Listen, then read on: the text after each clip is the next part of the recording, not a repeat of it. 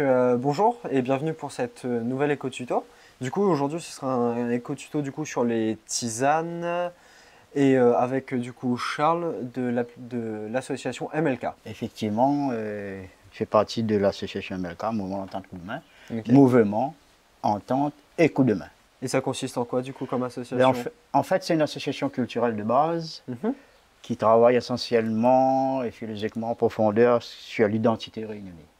L'identité à travers 3 thématiques. Mhm. L'écrit de la langue réunionnaise, l'application, l'explication des tisanes traditionnelles et le maloya comme musique traditionnelle qui sert à MLK, à l'association de vecteurs de courant d'entraînement par rapport au fond de cœur, au texte par l'observation que l'association a fait passer dans le public. Et du coup, on va faire une tisane aujourd'hui, mais on va utiliser quelle plante pour ça? Alors donc là, on l'a pris comme tout le temps dans les événements publics, hein, quand on est appelé, MLK est appelé dans les événements publics, à savoir c'est une tisane préventive concernant la mise en forme, à la base il est quand même antigrippal. Hein. À savoir le support dans le déjà, ce qu'on voit ici, c'est le petit citronnelle, beaucoup plus concentré en principe actif. Donc on prend le petit citronnelle. Ça, c'est la base. Comme il dit la base, c'est dans le causé créole, c'est pour 1,5 litre d'eau, 2 poignées qui entrent dans la main. Là, c'est la base. 2 poignées, coupées en dés. On va le préparer après, de toute façon, pratiquement. Coupées en dés. 2 poignées. Pourquoi couper en dés? Tout simplement par rapport pour permettre aux éléments dans les feuilles, dans le support, de passer dans l'eau, en fait. Une tisane, c'est ça. Hein, oui, c'est infusé. Voilà, au niveau infusion. Après, ce sont des rajouts.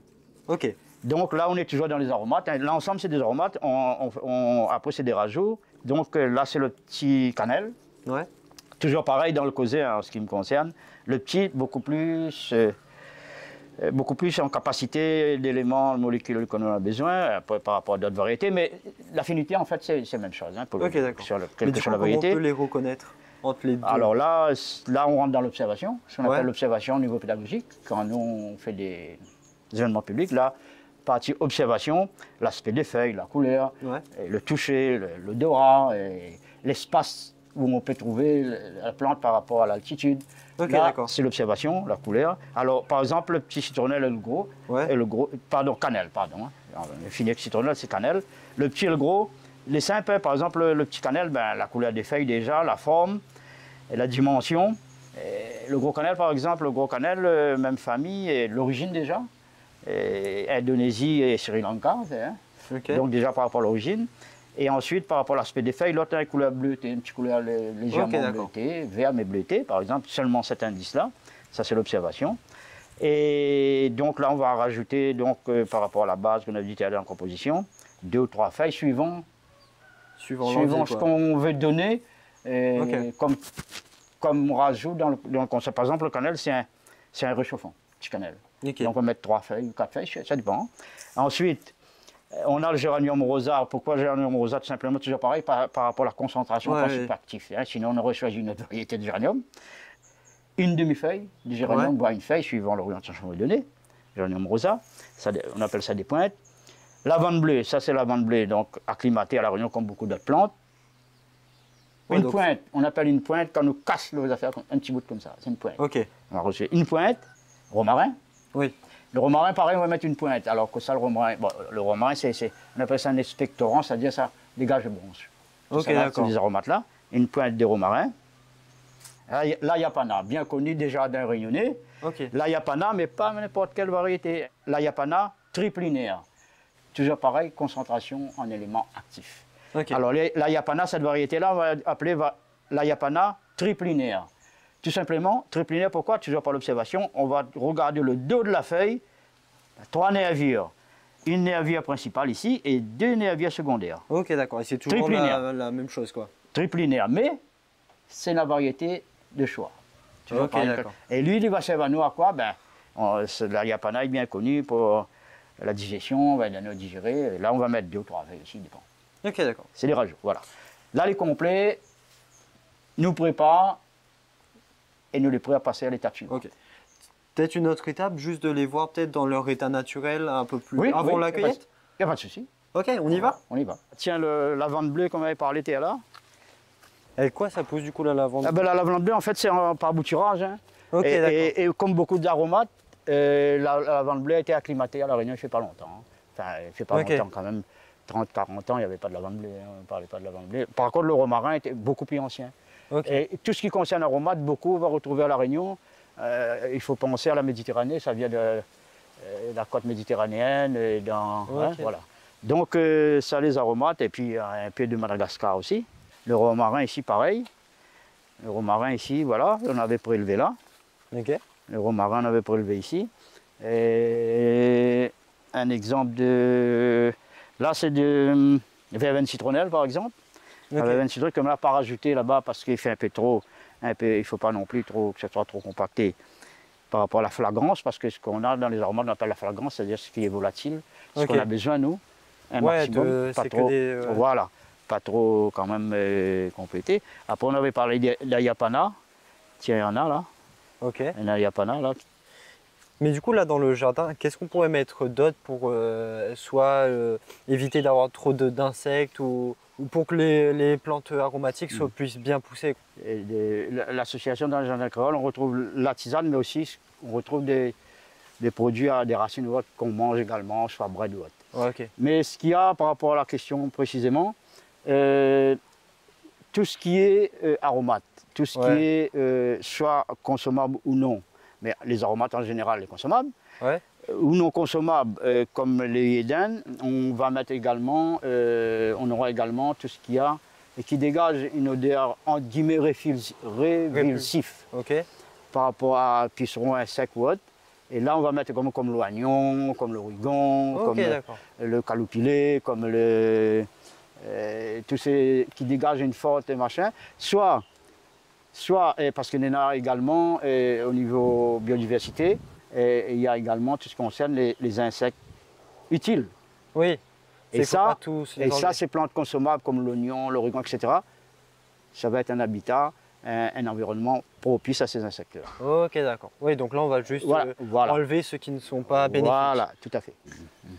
Mais du coup, là, on peut avoir quelques problèmes à part le planter. Mais quelle astuce on peut avoir pour que le jardin se développe bien? Genre, quelles plantes ne pas mettre à côté de quelles plantes ou lesquelles il faut vraiment les associer pour qu'ils puissent pousser un peu mieux ou des trucs comme ça, quoi. Les aromates en général. Il n'y a pas de... Ouais, on peut les planter un petit peu où on veut, quoi. Et si on a un espace approprié, c'est bien. Et si nous n'avons pas un espace approprié, en pot ou autre, on peut mettre à côté. Voilà. Tiens, voilà. On va le couvrir. Voilà. On va mettre ça souvent comme ça. OK. Il y a un espace pour... On va laisser bouillir. D'ici, bon, quand il bouille, on va laisser 2-3 minutes de bouillir. Et puis on prépare en attendant nos herbes, une préparation physique. Comme ça, l'eau a le temps de bouillir et puis hop, on passe à la phase terminale après. Ok, bah c'est parti.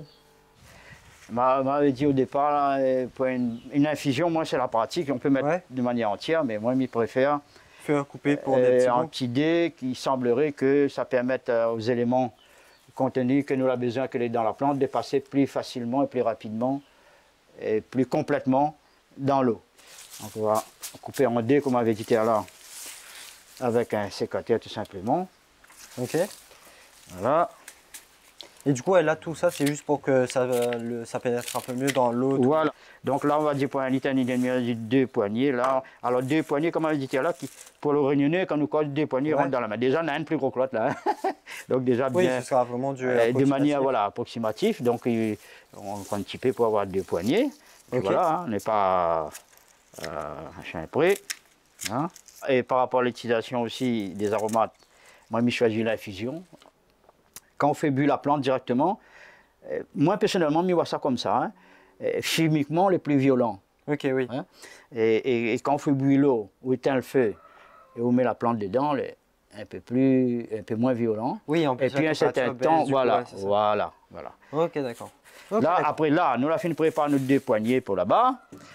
Après, comme on avait dit tout à l'heure, on met moins juste une demi-feuille. Ce qui concerne une demi-feuille, waouh, si on n'est pas prêt, une 3-4 feuilles de géranium rosa. Ça, c'est des rajouts maintenant. Oui, oui. Là. Une pointe de lavande bleue, comme on avait dit. Ça, c'est la flagrance aussi. Hein, et j'ai vu que ça sent très bon. Une pointe, ben, moi, là, au niveau goût, etc., et puis ce qu'il y a, c'est des aromates, c'est affinité. Hein. Une pointe, on appelle une pointe, donc c'est ça. Lavande bleue, deuxième rajout. Ensuite, citronnelle, qui est un réchauffant. Lui, il réchauffe, pour ne pas dire excitant, dans la mesure où c'est une question d'air, on prend là, hein, avant de dormir, etc. Non. Là, pour moi, c'est un réchauffement par rapport aux éléments que le petit citronnelle, la petite cannelle, pardon, il apporte. Oui, donc là, c'est plus pour les voies respiratoires et tout ça. Voilà. Là, il n'y a pas là, voilà. Alors, ils mettent toujours Yapana, pourquoi? Dis-moi, bah oui, mais quoi, là, pas y en a bien fait là-dedans, c'est un digestif, il y a des digérés, etc. Mais nous, ça à boire, nous, ça. Ouais. Donc, si on mange un petit affaire avant, un petit goûter, peut-être tu peux y jouer. Mais du coup, si on en met trop, est-ce que ça devient plus un laxatif du coup? Oui, okay. Donc, il faut faire attention sur le dosage. Ah, bah écoute, tout à fait. Voilà, on va mettre trois feuilles. Et puis, même au niveau goûter aussi, il y a pas mal de spécial aussi comme goût. Voilà, tout simplement ce qu'on a goûté. Maintenant, on va passer à la phase, si vous êtes d'accord. Oui, bien sûr, évidemment. L'eau, il doit bouillir maintenant. Et nous va aller, et puis nous va laisser le repos. Ok, bah c'est parti, on peut y aller. Donc là, l'eau. Donc c'est bon, l'eau est. On a éteint le feu sous l'eau qui bouille depuis une bonne dizaine de minutes. Et là, comme prévu, le feu est éteint. Oui, on va pas. Tout simplement à la main, on va mettre, hop, dedans. On avait dit 2 poignées, donc le rajout plus le citronnelle. Maintenant, après, voilà, on va pas aller plus loin. Voilà, 2 petits poignées. Pas obligé de mettre toutes, voilà. Mais du coup, une petite question, la citronnelle, du coup, c'est quoi ses effets, du coup? Alors, la citronnelle, en fait, c'est un effet, on appelle ça antigrippal, mais apaisant. Ok, d'accord. Il provoque également, si on en a, il dégage les bronches. Donc là, on va laisser reposer une bonne 15-20 minutes. Hein, ok, d'accord. Par rapport à l'eau chaude. Donc là, c'est une action. Que l'eau chaude revienne à température. Voilà, une action physique pour passer à une action chimique. Ouais. Ça récupère la tisane en passant par des tamis pour retenir les impuretés. Les impuretés qu'il pourrait avoir. Et comme le petit citronnelle, par exemple, avait dit, c'est une graminée, machin, assez. Et il y en a des petits duvets sur les feuilles. Ouais, d'où le fait que c'est un peu irritant. Voilà. Aux abords des feuilles, il peut passer dans la boisson. Voilà. Un minimum de. Voilà comment on m'a pas sali. Déjà la couleur, hein, c'est un petit peu. Un peu plus doré. Voilà, il prend les affaires. Voilà. Et ça, on peut boire ça, une tisane comme ça, n'importe quelle heure de la journée. Hein, pas... Ok. Mais du coup, en termes de conservation, on est sur combien de temps?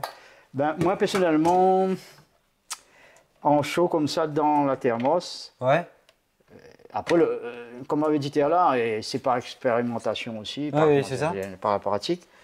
Il y en a quand même des risques de fermentation. Ouais. Et 12 heures maximum. Ok, oui, donc c'est à faire dans la journée, pour la journée. Quoi. Oui. Le meilleur, le flagrant, c'est 12 heures maximum. Ouais. Et après, si on veut conserver de manière immédiate, au frais. Au frais dans la thermos, dans un récipient, au frais, température ambiante, au frais, au frigo.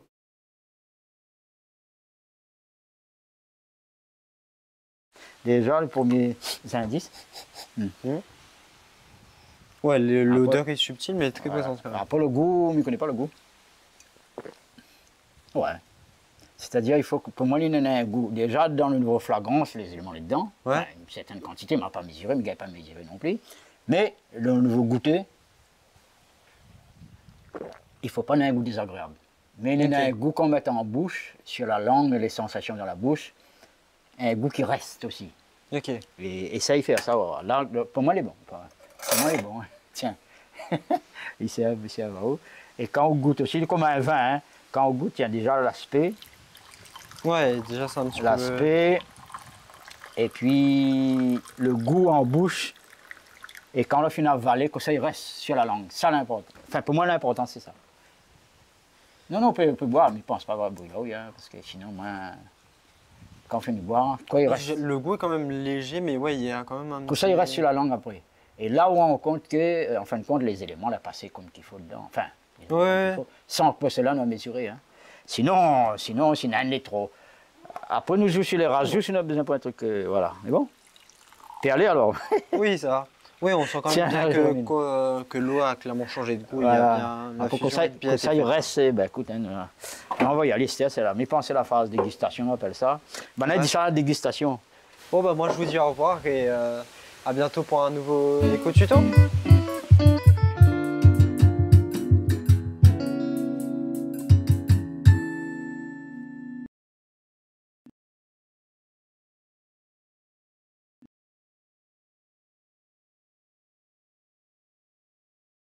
Si vous avez aimé cette vidéo de Parallèle Sud, média réunionnais indépendant, partagez-la. Et si vous voulez soutenir la liberté de la presse, faites un don sur notre site parallèlesud.com. L'info est un droit, mais elle a un prix.